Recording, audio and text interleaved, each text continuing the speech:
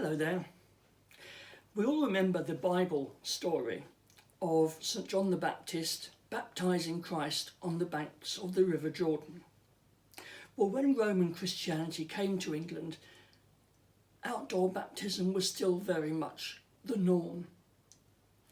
This stained glass window at Great Bardfield in Essex depicts the baptism of King Ethelbert of Kent by St. Augustine in 597.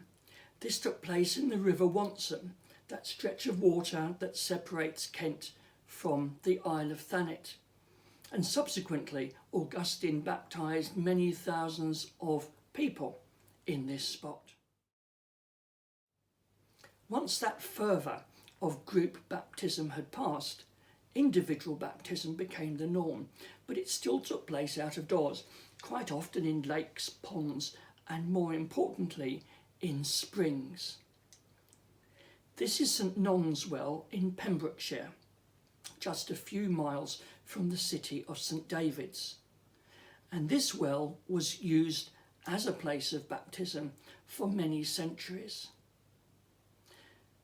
As such, they grew important in their own right. And when eventually we started to build permanent churches, they were often located relative to these existing sites. In fact, sometimes so close were they that they were built over the top of the springs, as here at St Trillo's in Ross-on-Sea on the North Wales coast. Today, this is one of Britain's smallest churches, seating just 6 people, and the spring still bubbles up beneath its altar today. These springs often became holy wells, and many continued up until the Reformation.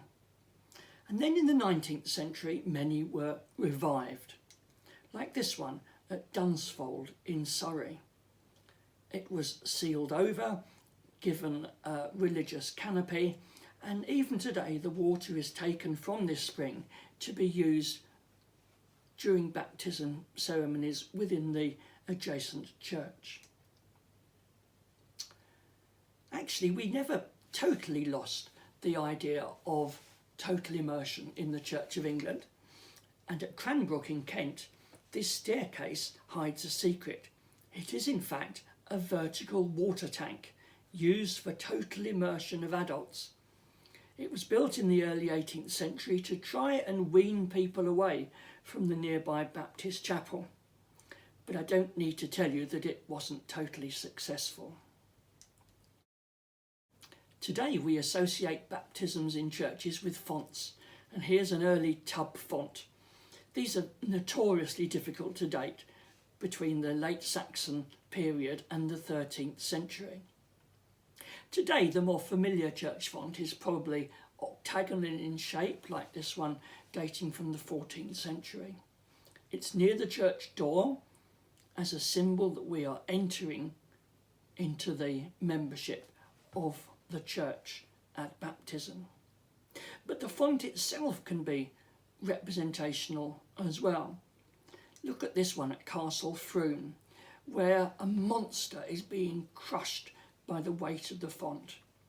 This is to show that baptism is all powerful in conquering the works of the devil. Here's another one at East Ruston in Norfolk, the devil having its very breath crushed out of it by the weight of the font above. And fonts don't just have to be religious in character. At Brookland on Romney Marsh in Kent is the famous 12th century lead font, which has 2 series of secular subjects as its design. The upper frieze depicts the signs of the zodiac. The bottom frieze, the labours of the months that relate to them. Just to the left of the vertical line on the bottom frieze, I think you can probably pick out the man killing the pig to be roasted for Christmas. So that's December. In East Anglia, there's a very common type of font called the Seven Sacrament font, which depicts the 7 sacraments on its side panels. So what better place to look to see what a medieval baptism actually looked like? And here is the example at Badley in Suffolk. It shows the moment when the priest is about to dip the baby in the water. For the Book of Common Prayer tells us that the baby was dipped on one side, then on the other side, and finally head first. We can see the same scene on this medieval stained glass window.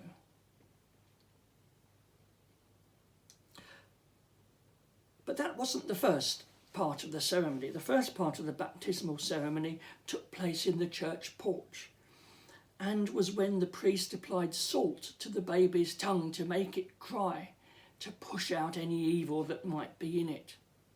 He then spit into his hands and anointed the baby's ears and nostrils with saliva to represent the sweetness of Christ.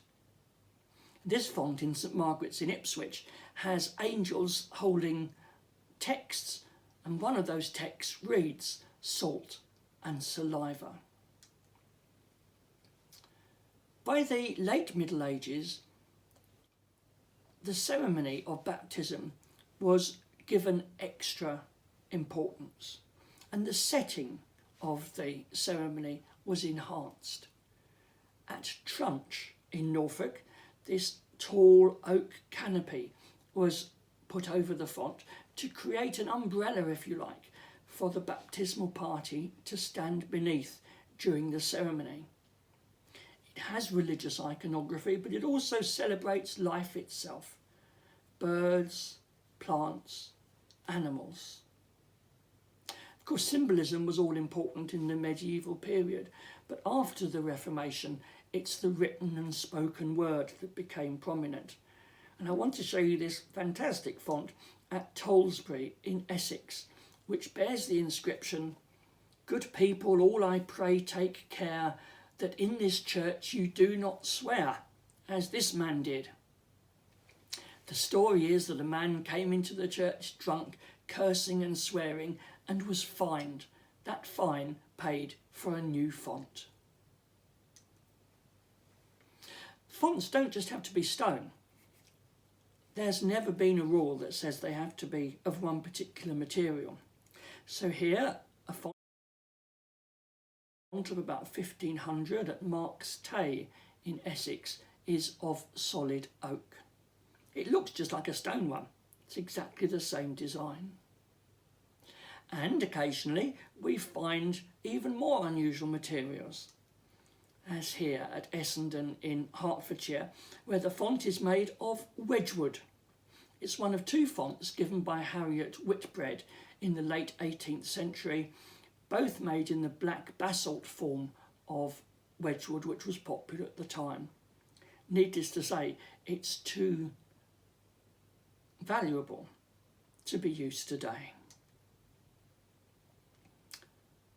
There was another part of the baptismal ceremony. This was the anointing with oil. The oil was purchased from the cathedral each year. It's known as chrism oil and was one of the most important contents of a church in the Middle Ages. It was kept in a special container, as you see here, called a chrismatory. This one is German. It's in the Victoria and Albert Museum, but English examples were very similar. It has 3 compartments. One had the oil for baptism, one had the oil for consecration, and the third for extreme unction. And it was kept in its own little home next to the font.